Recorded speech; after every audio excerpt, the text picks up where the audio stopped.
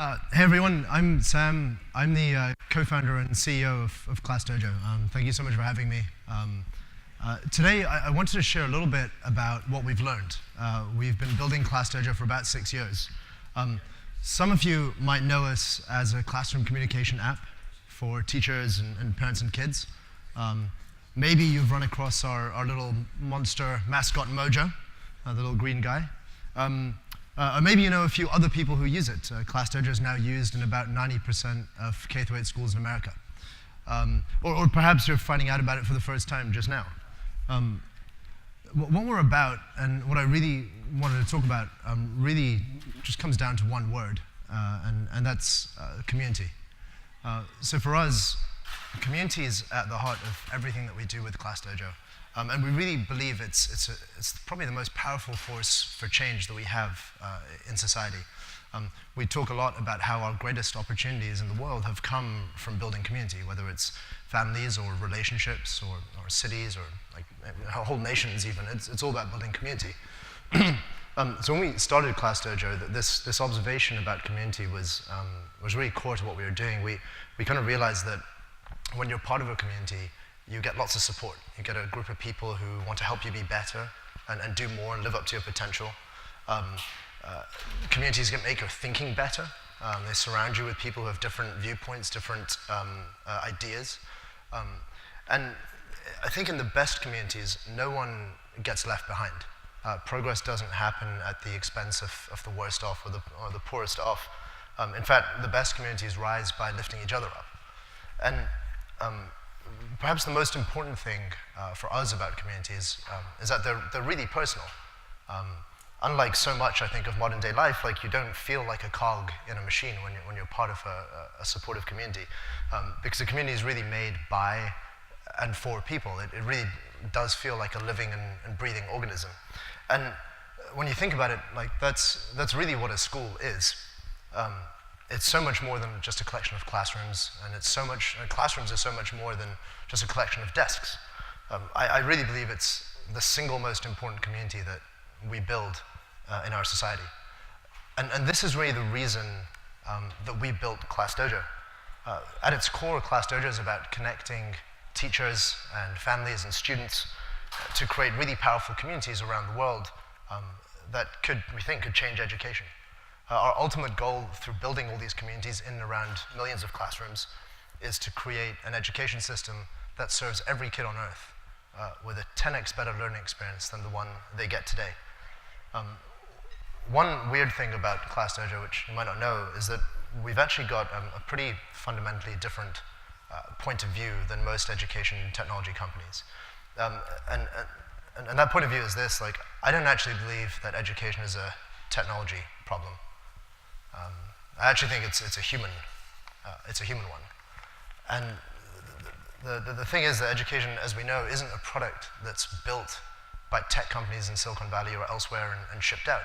It's actually made in the countless interactions every day between teachers and parents and kids in millions of classrooms and homes all across the world. And we see it as our job to help them build communities that can change education. So today, I kind of wanted to share just 3 stories and the lessons we've learned from building these communities for change at ClassDojo. One thing I'll mention, this is the mission of the company, and we feel so strongly about this idea of community that we've brought it into our mission, so to bring communities together and give them the power to improve education for their kids. So for the first story, this is Stephanie. She's a 4th grade teacher in Tennessee. And she's been a ClassDojo teacher from like pretty much the beginning. And like many of our teachers, she gives us a ton of feedback. So in about, I think it's 2015, we built a messaging feature which helped teachers and parents message each other. And she was really quick to point out something that we'd completely overlooked. So she told us that most of the students in her class don't actually speak English at home. And this might be obvious to you guys being in America, but as 2 Brits who had turned up from the UK, this wasn't obvious at all that US school communities are so much more diverse than most other parts of the world. Like, I found out that 1 in 5 kids speak a language other than English at home. Parents speak a language other than English at home. And in California alone, like 50% of kids have another language spoken at home. And so, based on Stephanie's feedback, we ended up building a really quick feature. We called it Translate. It took less than a day to build, and we shipped it for free to every teacher on ClassDojo. And it was really simple. It was just a teacher could send a message, it would turn up in the parent's native language on their phone, the parent could message back in their language, it would turn up in the teacher's language. And it was kind of crazy. Like, on the day we launched it, we had like hundreds of bits of feedback, and then the weeks and months following that, we had thousands and hundreds of thousands, now millions of families using this feature all the time. And in fact, we have like 250,000 messages a week now translated automatically on ClassDojo. And like, what we saw was that these families, many of them for the first time, were using this tiny kind of one-day feature to actually communicate with their kids' teachers, to build real relationships, to get involved, and really, we thought, to like have their voices heard. And so this was really like our first lesson. We think like in the best communities really bring people together by ensuring everyone's voice is heard. And as we learned by listening to Stephanie, listening to that voice can actually help us serve those communities better too. The second story I wanted to share was about these two. So this is Stacy. She's a teacher in Illinois, 5th grade teacher in Illinois. And this is David, who's an elementary school teacher in Nigeria. And so last month, like, they did something pretty extraordinary that we completely hadn't anticipated. So they connected on ClassDojo initially because they both wanted to share different types of lessons for their kids. They wanted to share things that you can't find in textbooks, like social emotional skills. So they're sharing resources around kindness and mindfulness and all this kind of stuff. And after that, they kind of became friends, and they took it a step further. They set up a virtual video exchange for their classes.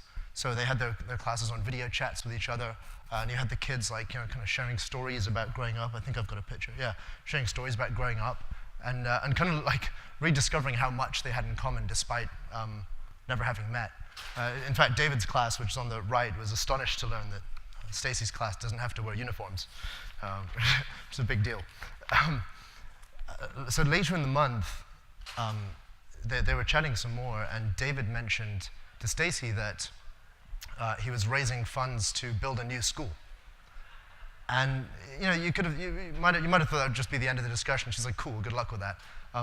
What actually happened was Stacy's class ended up setting up a fundraiser to raise both money and supplies to share with David. And here's what happened next. This is what David was working on, and a month later, this is what they had. And this kind of like completely blew us away, that like a school got built on the opposite side of the world by people working together who had like never even met each other. And along the way, like the kids in these classes learned perhaps like the most valuable lesson in kindness in action that you could learn. They learned about other cultures. They learned about how their actions could transform lives halfway around the world. And they'll take that with them for the rest of their lives. And so this was really our second lesson, that communities aren't defined by geography or location. They're defined by values. And we really believe that at scale, these types of communities can be completely transformative. And we've got a picture from David where he forced the headmaster of the school to wear a mojo hat. So my third story is actually one of my favorites. It's about a 2nd grade class in Colorado. The teacher's name, I don't have a picture of her, but this is the class. Her name is Autumn. And she shared with us that halfway through the school year, they had a new student joining. His little boy, his name is Moses. And like we all remember the first day of school. It's pretty terrifying. It's even more scary to have the first day of school halfway through the school semester and join a new class. It's even more scary to be, in Moses' case, one of the only immigrants in the entire town, and certainly in the school that he was joining. And he had another obstacle to overcome where he'd had a stroke early on, quite young, and his face partially paralyzed. And so you can understand that he was like pretty terrified turning up his first day at school. What he didn't know was that his class, like the week before, had watched a series of, we'd made a series with Harvard on empathy. For those who don't know about the series that we'd made, we kind of partnered with a bunch of universities, with Stanford, with Harvard, with Yale, and we made a series of animated videos and exercises on social and emotional skills, on growth mindset, on empathy, on mindfulness, and we showed them on ClassDojo. Like millions of teachers and kids have used them in their classrooms. But the kids in this class had watched the empathy series, and one of the things we tried to do was introduce like shared language. We think it's quite powerful to introduce shared language, shared mental models. And in the empathy series, we introduced this idea of putting yourself in someone else's shoes. And so on Moses' first day at school, he was kind of standing in like a corner of the playground, his teacher told us, and there's no one was hanging out with him. And what he didn't know is that on the other side of the playground, there was a little huddle of kids, like another kid in his class, a guy called Jake, a little boy called Jake, had called together.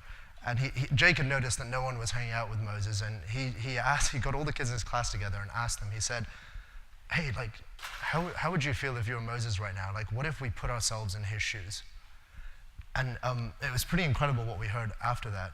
Like, every single one of those kids made it a point to talk to Moses through that day, through the rest of the week. They went up to him, they asked him to sit with them at lunch, they sorted out play dates.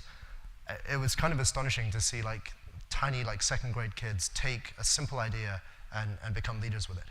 And later that day, Moses got home, he told his mum about his first day at school, and she burst into tears, tears of joy. She texted the teacher and she was like, I can't believe that I'd been so scared about what his first day would be like. And it meant the world to her to see what a first day could be like. And so this was, for me, really the third lesson. I think that like great communities with shared values really create incredible leaders. And helping people become leaders, become independent thinkers with values and a purpose is one of the most important things we do, not just at school, but throughout our society. And it's incredible for us to see kids like Jake and Moses take these little lessons and little tools and grow into leaders with real purpose and real values. Here's some of the posters this class made around the empathy series and that they had up all around their classroom, which is super cute. We have some work to do on spelling, but yeah. So, like, I'm not going to be so bold as to say we can take credit for all these inspiring things that happen on ClassDojo. That comes from the community. But our job is to help bring teachers and kids and families together so they can become communities where voices are heard and values are shared and leaders can emerge. And really, like, that job, creating community, that's the real reason that ClassDojo has reached so many classrooms. So this is where we are around the world just now, each of those dots being a school. And it's why those communities have so much in common, even when they're thousands of miles apart. So one last story for you. Last year, my co-founder Liam actually went on a well-deserved break to a little island I'd never heard of. It's called Bonaire. It's off the coast of Venezuela. It's like 15,000 people. I'd never been there, never heard of it. Now, because we're like total nerds, every time we travel anywhere, we try and look up local schools and see what we can learn. And so Liam called the elementary schools he could find on the island. He got in touch with 3 of them. And to his amazement, he found that all 3 of them were using ClassDojo in some way. And so he kind of figured, he's like, okay, this is like, they've probably downloaded an app and it just sits on the phone, no one does anything. So he went to visit these schools. And so he went around these schools and he was talking to the teachers. And to his astonishment, like he asked them, he's like, well, what do you actually do with ClassDojo? And they said the same thing that we hear in San Francisco, the same thing that I've heard this week in San Diego visiting schools. They said that we use ClassDojo to build a community, to engage with all the families around the island, and to bring the best ideas in the world into our classrooms. And so here, this is Liam with a bunch of those teachers. So here, in a place that's thousands of miles away from where we started ClassDojo, like in a community that I'd never heard of, 15,000 people we'd never even spoken to, it was incredible for us to see teachers and kids and parents using ClassDojo to build a community, to change education for themselves. And it just got me thinking, like, if we could help every community in the world do this, just imagine how much we could change education all over the world. I hope some of these lessons are helpful to you on your journey, and it'd be exciting to see what you guys build. Thank you so much for having me. Cheers.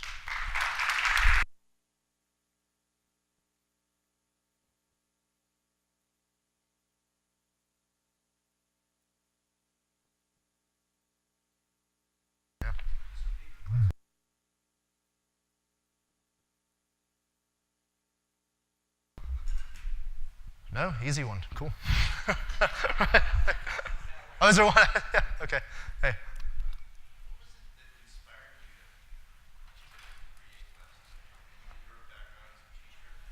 Yeah, so the question was, what was the inspiration for starting ClassDojo? Yeah, I kind of like accidentally became the education person. So I grew up in the UK and then partly in the Middle East. And the school I went to when I was a teenager, they actually insisted on kids teaching as well as learning. So I ended up teaching for about 20 hours a week from age 12 to 18.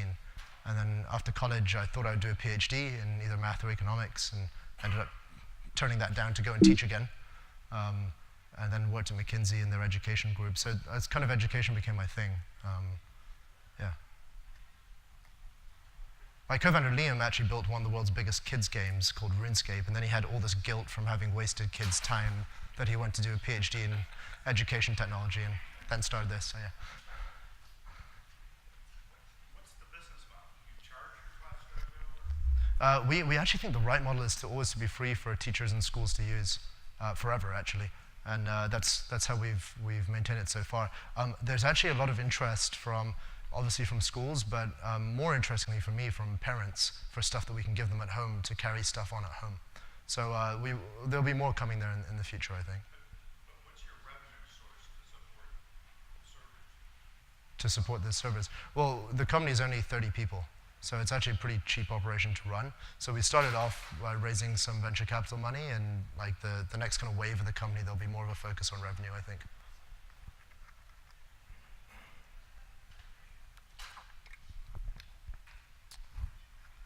Anyone else? Yeah.